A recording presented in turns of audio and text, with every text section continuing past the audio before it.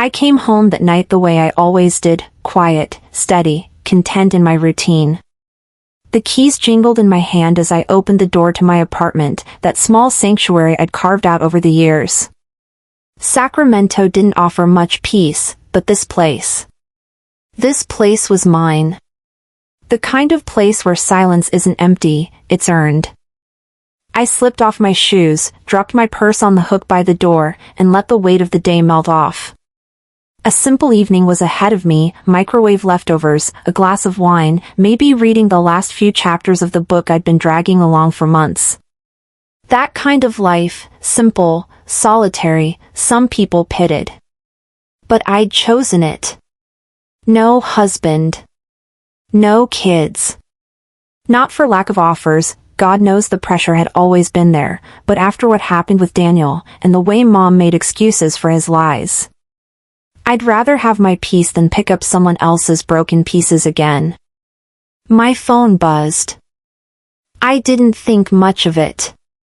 Probably a news alert, or another urgent work email. But when I saw the name of the group chat, Fam Bam Red Heart, my thumb hesitated before tapping it open. It was a message from Mom. Hey sweetheart. Just a heads up. Your sister and the kids will be moving into your apartment for a bit. You've got all that space and you're by yourself anyway. Love you. Just like that. I read it once.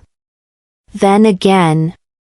The words didn't change, but they didn't make any more sense the second time either. There was no would you mind, or could we talk about this? Just a cheerful declaration. Like I was some kind of hotel manager getting a new booking. I stared at the screen, blinking. Was I supposed to reply sure, no problem? Pretend this didn't feel like an ambush? 15 minutes later, a message from my sister popped up. Do you still have that air mattress? Or should I grab a couple from Target? I hadn't even responded to the first message. They'd made the decision. My place, my life, my peace, already allocated, reassigned, repurposed. Without me. I sank onto the couch and sat there, phone still in hand, heart thudding with a kind of quiet fury that I hadn't felt in years. Not even when Daniel cheated had I felt this. Used. Growing up, I was the calm one. The helper. The one who didn't fight back. My sister? She brought the drama. My brother? The golden boy. I was the reliable daughter, the one who handled things, who said okay when everyone else stormed out. And somewhere along the way, they started confusing my silence with consent. I stared out at the framed photo on the bookshelf, me at graduation, smiling with Mom and Dad. That girl thought doing everything right would earn her a kind of freedom one day. Instead, it earned her a storage room for other people's chaos. I opened the messaging app, started typing. Then erased it. Started again. Deleted it all. What was I even supposed to say? That I was angry? That I felt like a tenant in my own life? No one had called. Not one voice asked what I thought. They just assumed. Assumed I'd open my doors like always. That I'd smile and accommodate like I'd done since I was 10. I stood up and walked the length of my apartment. Imagined it, 5 kids tearing through the rooms, sticky fingers on my countertops, noise crashing against my thoughts. My books? Forgotten. My wine nights? Done. My job? Who knows? Peace? Gone.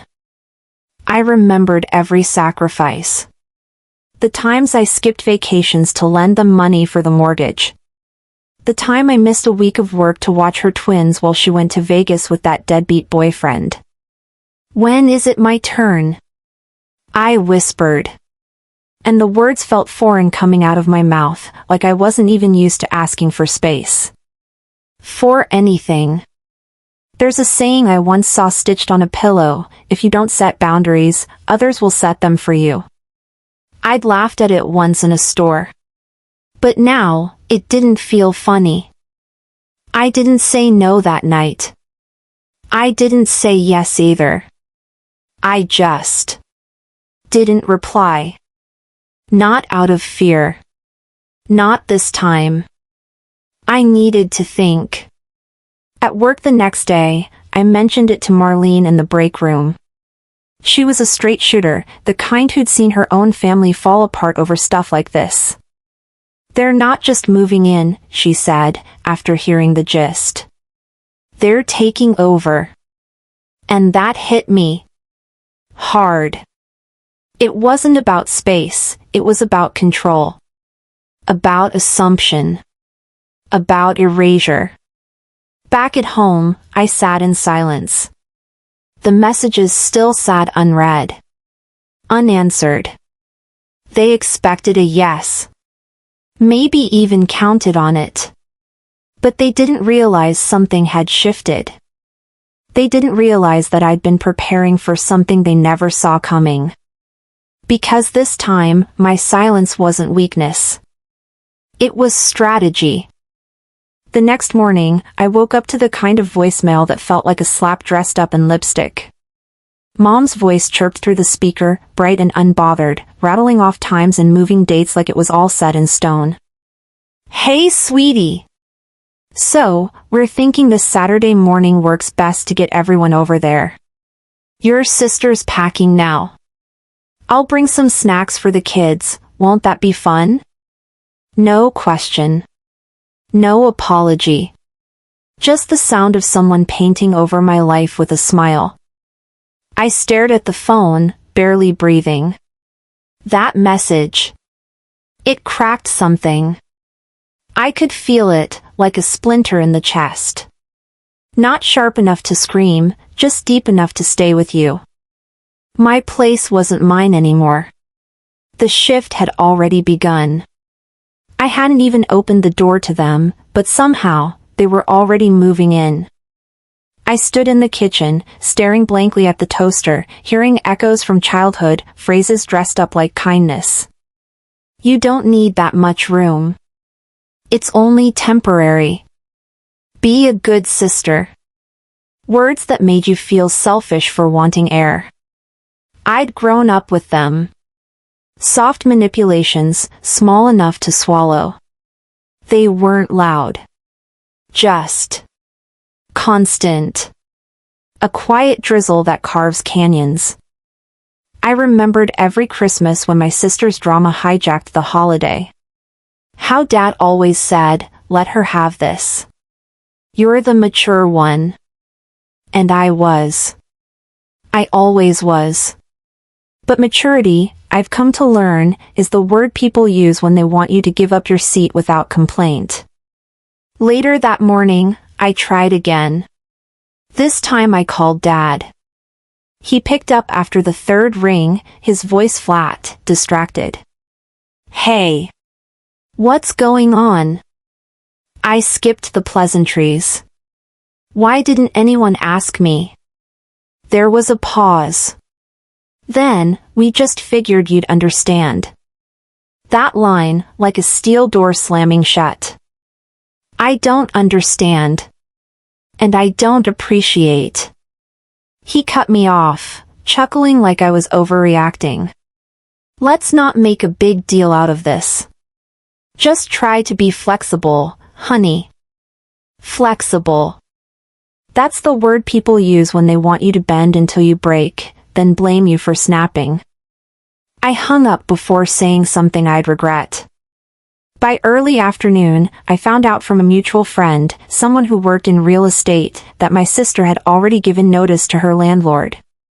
2 days ago. 2 days. This wasn't spontaneous. It wasn't a discussion. It was a decision. I wasn't family. I was infrastructure. At lunch, I vented to Marlene again. God bless her. She listened like she meant it, stirring her soup slow, eyes sharp. People get used to using the quiet ones, she said. You teach them how to treat you. She was right. Every time I stayed silent, every time I adjusted, I was training them to take more. A memory hit. Years ago, my sister had laughed and said, "You like being alone anyway." As if that made everything okay. As if peace was a justification for intrusion. That was the script they wrote for me. I was the one with nothing to lose, so I could be the backup plan. But I wasn't buying that story anymore. Back home, I started packing, but not in the way they expected. I wasn't making space for them. I was reclaiming mine. My apartment became a map of decisions. What stays? What goes? Not just objects, stories, boundaries, versions of me I didn't want to carry anymore. I noticed my jaw was tight. Had been for days. I wasn't sleeping well. Little things set me off, like the sound of a drawer sticking, or a glass clinking too loud. I started writing it all down. Not for drama. For clarity. For truth. One quote stuck with me, one I scribbled in my journal and underlined 3 times. When someone shows you who they are, believe them the first time. Maya Angelou. They'd shown me. Over and over. And I kept forgiving, kept forgetting. No more. While digging through the hallway drawers, I found it again, the dragon keychain. It was scratched up now, the color faded, but still solid. Years ago, I'd tucked it away. Told myself it was just a trinket. But now? It felt like something more. A totem. A reminder. I clipped it back onto my keys without hesitation. Not because I had a master plan, but because I knew I needed to remember who I was before I started shrinking. As I stood in the center of the living room, boxes half filled, the quiet hum of traffic outside, I whispered to no one. You don't get to take everything. It wasn't loud. Wasn't bitter. It was just. Real. And for once, it was mine. I got off work later than usual. My head ached from back-to-back meetings, my feet were tired, and all I wanted was the simple peace of home. Just a cup of tea, maybe a sandwich, and a moment of silence. I parked out front and noticed the porch light was on, which was odd. I never left it on. When I reached for my keys, they didn't fit. Not just sticky, wrong. I tried again, a little harder. Still nothing. Then I heard the deadbolt shift from inside, and the door creaked open. My sister stood there, holding a crying toddler on her hip. Oh, she said casually, like she just bumped into me at the store. We changed the locks. For safety. Kids and all. For safety. I stepped inside and everything felt wrong. The smell of my home was gone, replaced by fast food grease and baby powder. Shoes littered the entryway. Cartoon voices echoed from the living room. Toys, open boxes, a half-eaten banana on my coffee table. Nobody looked surprised to see me. The kids didn't even pause their game. My space was already theirs. No one had called. No warning. They just came. Moved in like squatters with my family's blessing. I dropped my work bag near the door and stood frozen. No one asked how my day was. My sister glanced at the microwave clock and muttered, "Dinner's late again," like she lived here. Like I didn't. I walked to the hallway, heart racing. My door was open. Or rather, what used to be my door. Inside, my bedroom had been stripped. The twin boys were lying on my comforter, watching videos on a tablet. My books were stuffed into random bins. My alarm clock sat unplugged on the floor. I turned slowly. "Where's my room?" My sister, brushing crumbs off her sweatshirt, answered like I was being dramatic. "Oh, the twins needed the space. You've got the couch, right? You're used to late nights anyway." I looked to the living room. My folded linens, ones I always took pride in, were dumped into a laundry basket like a donation pile. My journal, the one I kept tucked away in my nightstand, was open. One of the girls had a crayon in her hand and was doodling beside a quote I'd written last week. I didn't yell. I didn't slam a door. But my voice cracked when I spoke. "That's mine." Nobody looked up. Nobody apologized. They just kept unpacking, like I was the guest who'd overstayed my welcome. I stepped outside and called Mom. "What is going on?" I said through clenched teeth. She sighed. "Sweetheart, there was a change of plans. They had to leave the old place early. It was an emergency. You didn't think to tell me?" Her voice softened in that condescending way she always used when she wanted me to stop resisting. "We didn't want to stress you out. You're too emotional. We knew you'd adjust." There it was. Emotional. The family's favorite word for me. Not passionate. Not thoughtful. Just emotional. I hung up before she could keep spinning it. I stood on the curb for a long time, staring at the apartment I once loved. They didn't forget me, they excluded me. That night, I slept on the couch. The cushions sank in the middle. The TV had been left on. The kids argued until well past midnight. My back throbbed. At sunrise, I made coffee quietly, trying not to trip over toys. One of the kids looked up from his cereal and asked, "Why don't you have a room?" Before I could answer, my sister chuckled. "Auntie's always been independent. She doesn't need much." That word again. Independence, used like an excuse. A mask for neglect. At work, my eyes burned. Marlene asked if I was sick. I smiled and said I was repainting. A lie, but easier than the truth. That night, the apartment was quieter.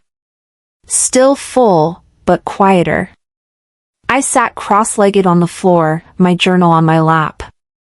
I wrote one sentence: "They've mistaken my silence for surrender." That was their first mistake. I got up and grabbed a box. Not to make space for them, but to reclaim what was still mine. I packed slowly, photo albums, my favorite mugs, things with stories. The dragon keychain tapped against the side of the box as I moved. I wasn't angry anymore. Anger needs energy.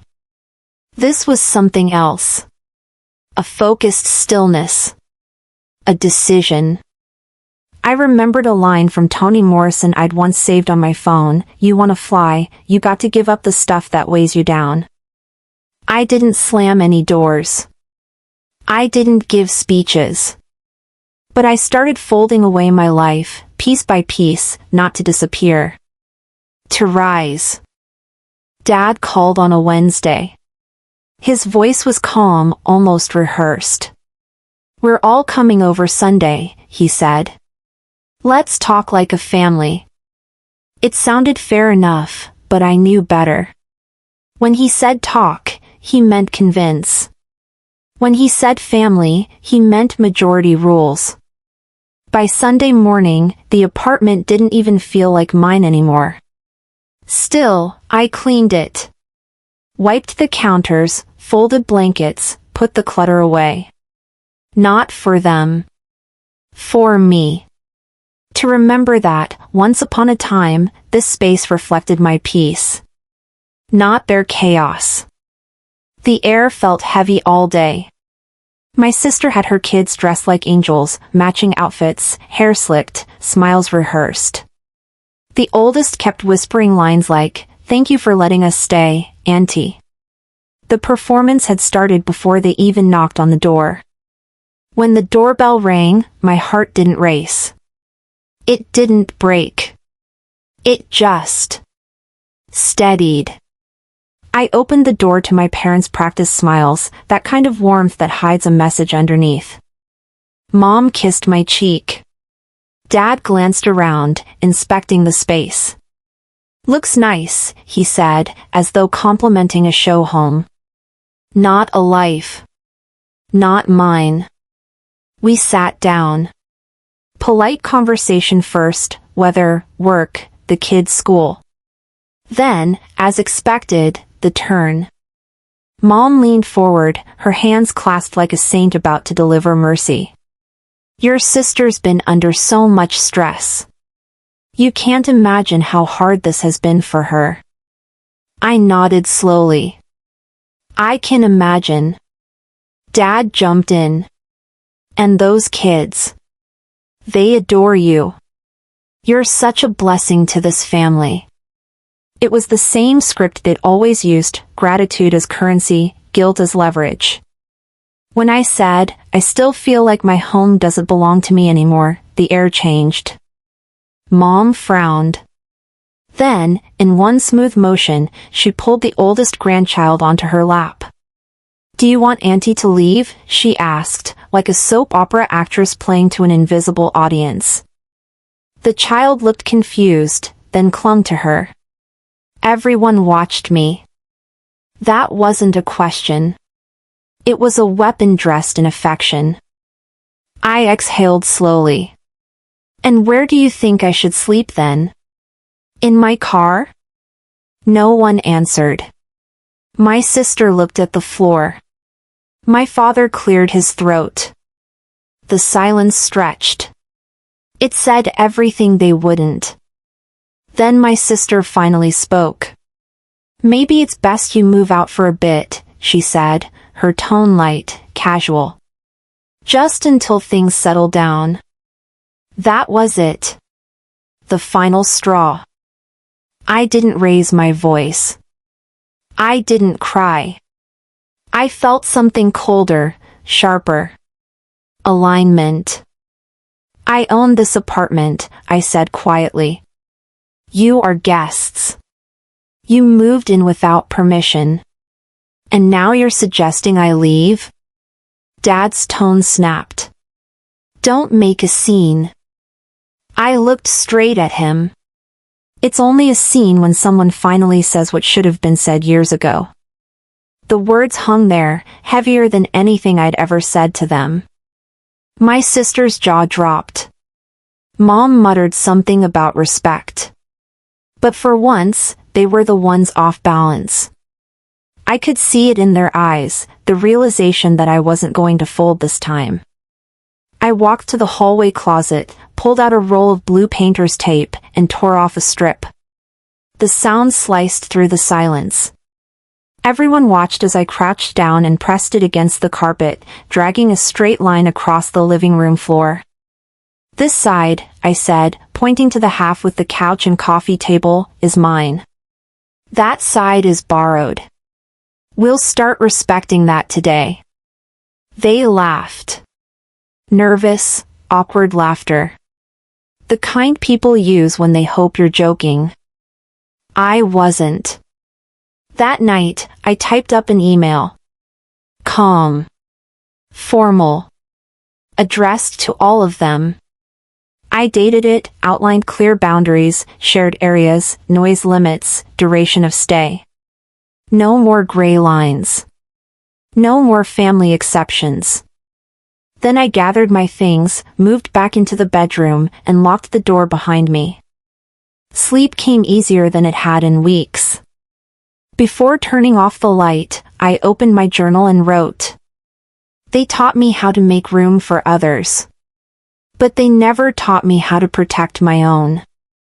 The next morning, I went to my favorite coffee shop downtown. The barista, a kid with freckles and too much optimism, smiled. Rough day ahead? I smiled back. No. I'm just taking it back one morning at a time. When I returned, I began rearranging the living room, removing toys, folding blankets, setting my art back on the wall. Every movement was a small declaration, I'm still here. Above my desk, I pinned a note card with a quote, "No is a complete sentence." Later that evening, I sat on the edge of my bed, running my thumb over the dragon keychain. The paint had chipped away, but it still gleamed faintly under the lamp. For the first time, it didn't feel like a reminder of loss. It felt like proof I'd finally drawn my own line, and meant it. When I arrived home late that evening, the apartment felt off, the light in the hallway flickered, the air smelled faintly of cleaning supplies, and the throw pillow on my couch didn't belong. My grandmother's embroidered pillow, one I'd carried with me from my childhood bedroom to this sanctuary, was gone. In its place, a generic cushion I didn't recognize sat upright as if it was meant to claim something. The knot in my stomach tightened. This wasn't a simple oversight, it felt like an erasure of memory, identity. I picked up the new pillow, lifted the edge, found the tag missing, the stitching sloppy. I imagined myself as a guest again in my own home. I recalled something I once read, when they treat you like you don't matter, refuse to act like you don't matter. And I understood, in that moment, how many times I'd let that happen. I looked toward my bedroom door, kids' toys spun on the floor, lights left on, and whispered to the empty room, they took the memories. I'll reclaim them. The next days were quiet, but the storm inside me was anything but. I opened the file folder I had hidden under the coffee table. Inside, screenshots of the lock change, receipts for furniture I never signed off on, deposit slips with my name. I plugged in the hidden camera's SD card, timestamp, 7 a.m. on moving day. I drafted an email to Rowan, I'm initiating the next step. Please review documentation and prepare formal notice. I wrote in my journal, this isn't revenge. It's restoration. I'm not fighting them, I'm reclaiming me. I realized that at 42, I had credibility others my age lacked, on property rights, on financial independence. I wasn't just hurt, I was composed. I felt a quiet power, slow and certain, rising beneath the calm. Late one night, I sat on the floor with the old digital recorder I'd placed behind the bookshelf. I pressed play. Mom's voice, soft. If she can't share it, maybe she should move on. The breath locked in my lungs. Dad's voice followed, it's just logistics. She doesn't have kids. These are priorities. The betrayal wasn't hidden, it was documented. Their words made plain what I felt, I was surplus, dispensable, invisible. I pressed stop and sat in silence. No tears. Only clarity. That night, I cleared space on the coffee table.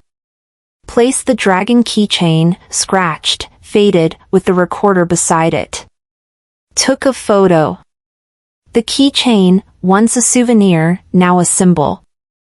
I wrote a letter, to my parents and sister, please consider this official notice I reviewed tenant law resources, calm, factual, immutable. 10 minutes of meditation settled the line in my chest. I didn't aim to destroy. I aimed to protect. No longer an invitation, my silence became a boundary. I walked into my place after work and immediately felt the shift, something wasn't just wrong, it was redesigned. My favorite abstract painting gone. In its place, a framed photo of my sister and her 5 kids, smiling wide with the caption Our New Beginning. Stretched across my wall was the story they were choosing to tell. My story was missing. I didn't freeze. I paused, observed. That painting had held years of hope, of investing in myself. They erased it. Without a word. Hey, that piece was mine. Why is it gone? I asked her when I found my sister in the kitchen, a spatula in hand. She leaned her hip against the counter. I'm independent, she said softly, as though independence justified taking everything. You don't care much about these things. Her tone was dismissive. The kind that cuts by being gentle. But I wasn't silent. I pulled out my phone, opened the voice app, and hit record. They sold me out for optics. I realized it then. The quiet one, the dependable one, used for cover. Later that night, I saw the post, her post, first thing in my feed, new chapter for our kids, thank you, family. Comments flooded in, sweet. Supportive. My name? Unmentioned. Contribution invisible. I wrote a response. My fingers hovered, contributions unseen don't vanish, they build foundations. I paused. Then I deleted it. Instead, screenshot. Timestamp. Email to myself. Evidence. My grandmother's pillow was nowhere. I found it in the corner of the play area, tossed like a pillow nobody valued. I held it. Memory and rage braided together. That pillow needed no words, I did. I placed it on my bed. Not as nostalgia, but as defiance. My bedroom door lock finally felt like a statement. I called Rowan. Deploy the documents Monday morning. I met with my mediator friend, facts, calm, resolution. I drafted a summary, unauthorized occupancy. Emotional damage. Tenant rights. No swagger. Just truth. On Saturday I skipped the family gathering.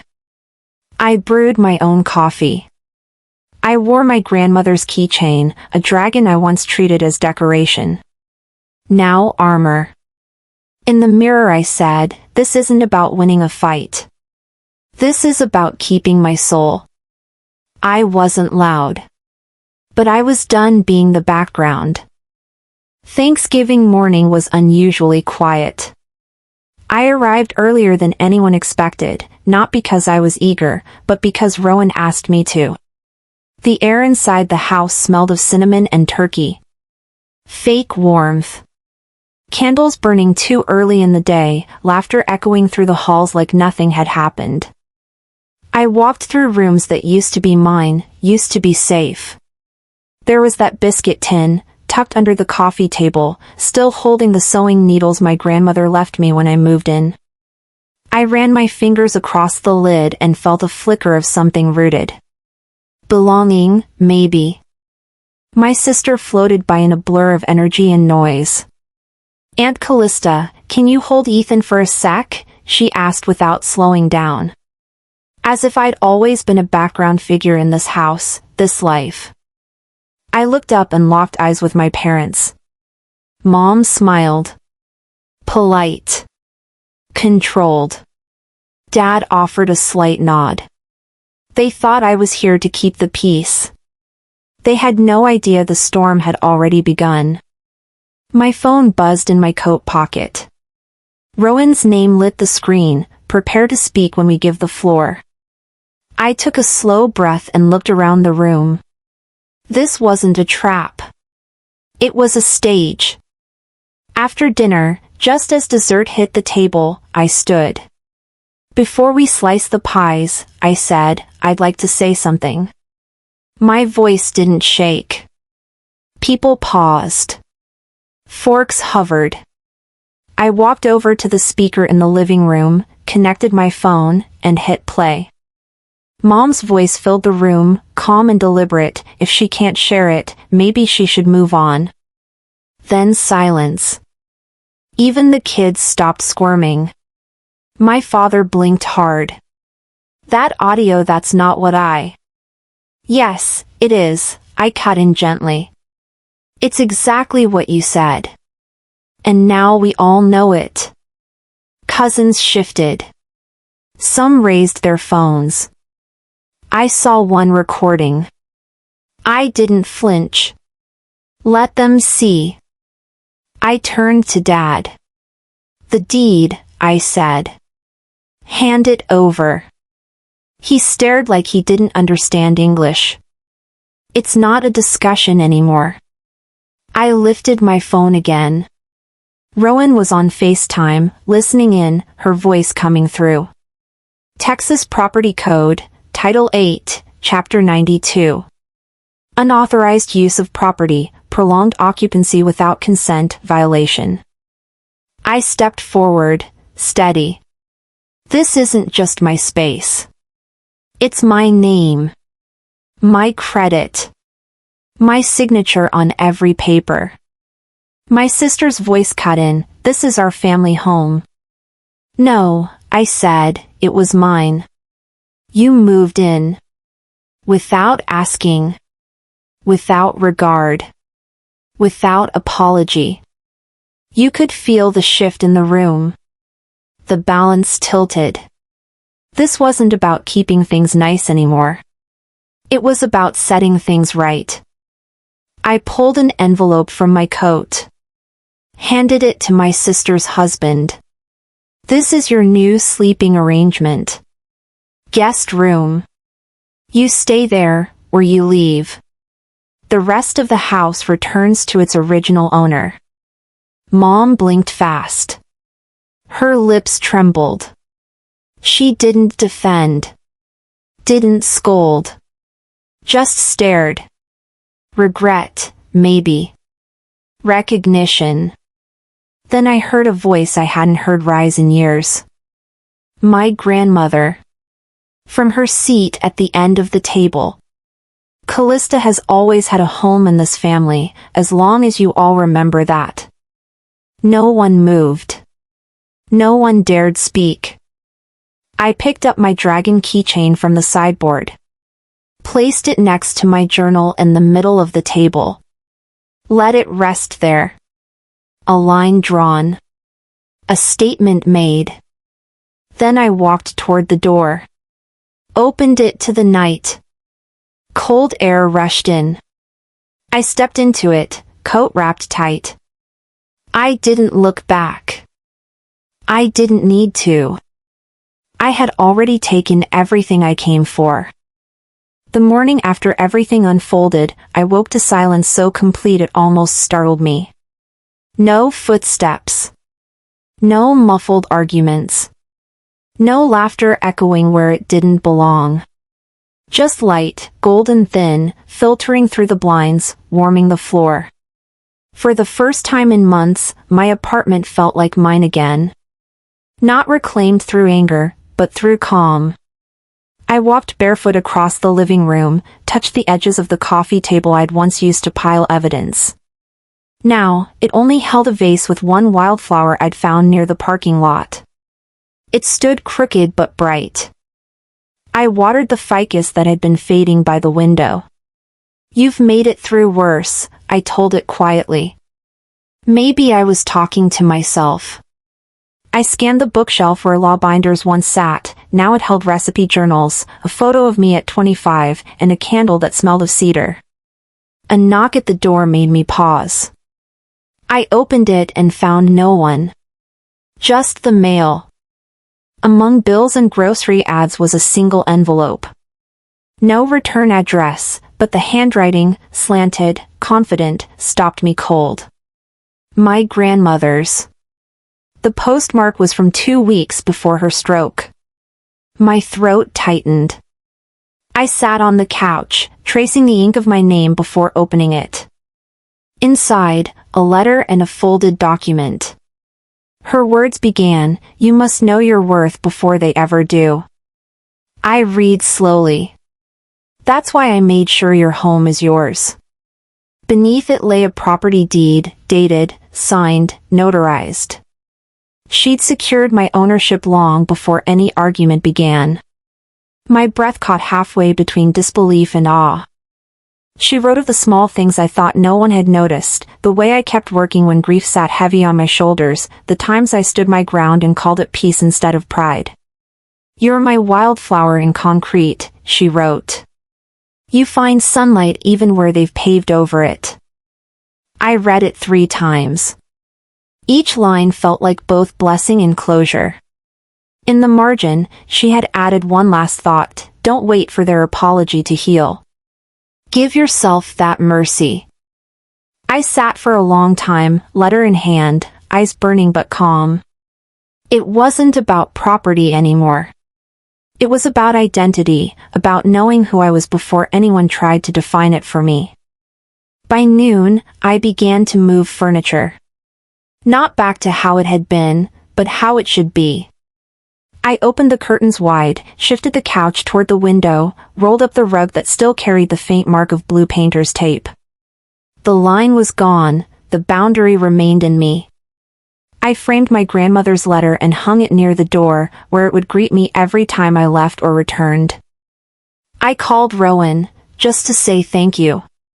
"You didn't save me," I told her. "You helped me remember I could save myself." She laughed softly. "That's the best kind of help." I donated the bunk beds that had once been crammed into the second room. Kept one quilt, white with tiny flowers stitched unevenly across. A reminder that even temporary storms can leave behind something worth keeping. My phone buzzed, a message from my sister. "Can we talk?" I stared at it for a while, then locked the screen. I didn't reply. Sometimes healing means not reopening the door you've finally closed. Evening settled gently. The city outside glowed in orange streaks as cars passed. I leaned against the window pane and watched the skyline stretch toward dusk. My city. My rhythm. My narrative. A week later, I filed for a business license. The tutoring idea I'd written about months ago was becoming real. Legal made simple, the application read. I smiled at how small but solid it sounded. I started mentoring a girl from church, a teenager who reminded me of myself at that age, cautious but curious. We met every Thursday at a cafe, where I'd bring her extra notebooks and she'd tell me about her dreams of studying law. "It's not about being loud," I told her once. "It's about being steady." I journaled again, not for evidence, not for proof, but for reflection. Words felt lighter now. The pages smelled faintly of ink and freedom. Forgiveness came quietly, not as a reunion, but as a release. I didn't wish harm. I just stopped wishing for understanding. Peace doesn't always come from fixing what broke, sometimes it comes from walking away whole. A month later, I was invited to speak at a small community event. The theme was silent battles, the unseen struggles of women. I stood at the podium, looked at the faces before me, tired, brave, kind, and said, sometimes the hardest war you'll ever fight is within your own walls. But once you stop needing permission to exist, you win. After the applause faded, a woman approached and said, "You speak like someone who's lived every word." "I have," I said. That night, before bed, I looked in the mirror. Red lipstick. The same shade my grandmother wore every Sunday. Bold. Unapologetic. I whispered, "You'd be proud." And for the first time, I believed it. The morning after everything unfolded, I woke to silence so complete it almost startled me. No footsteps. No muffled arguments. No laughter echoing where it didn't belong. Just light, golden thin, filtering through the blinds, warming the floor. For the first time in months, my apartment felt like mine again. Not reclaimed through anger, but through calm. I walked barefoot across the living room, touched the edges of the coffee table I'd once used to pile evidence. Now, it only held a vase with one wildflower I'd found near the parking lot. It stood crooked but bright. I watered the ficus that had been fading by the window. "You've made it through worse," I told it quietly. Maybe I was talking to myself. I scanned the bookshelf where law binders once sat. Now it held recipe journals, a photo of me at 25, and a candle that smelled of cedar.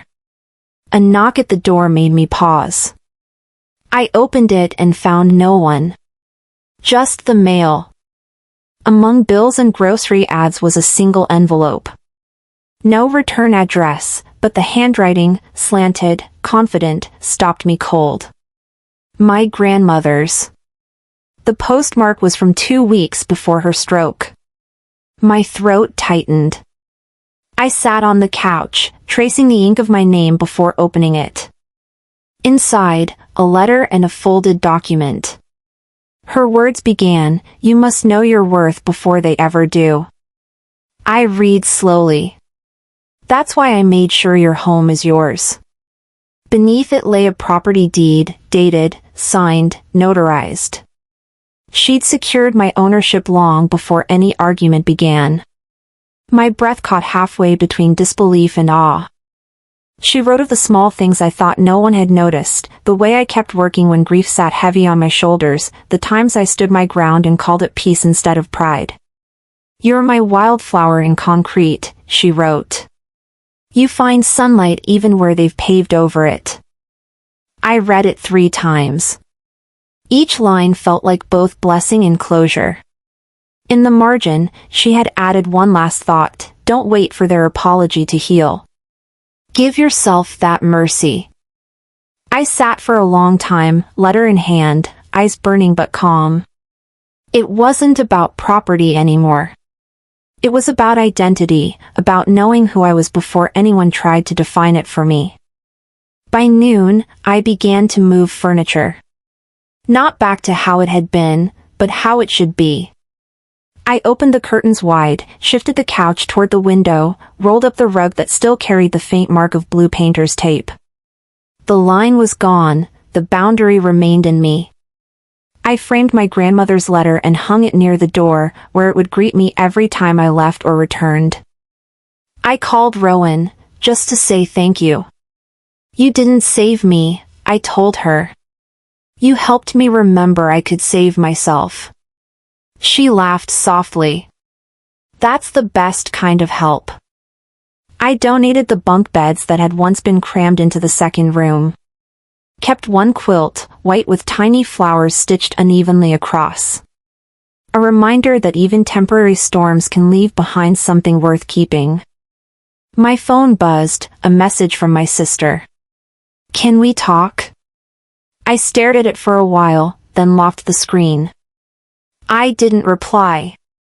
Sometimes healing means not reopening the door you've finally closed. Evening settled gently. The city outside glowed in orange streaks as cars passed. I leaned against the window pane and watched the skyline stretch toward dusk. My city. My rhythm. My narrative.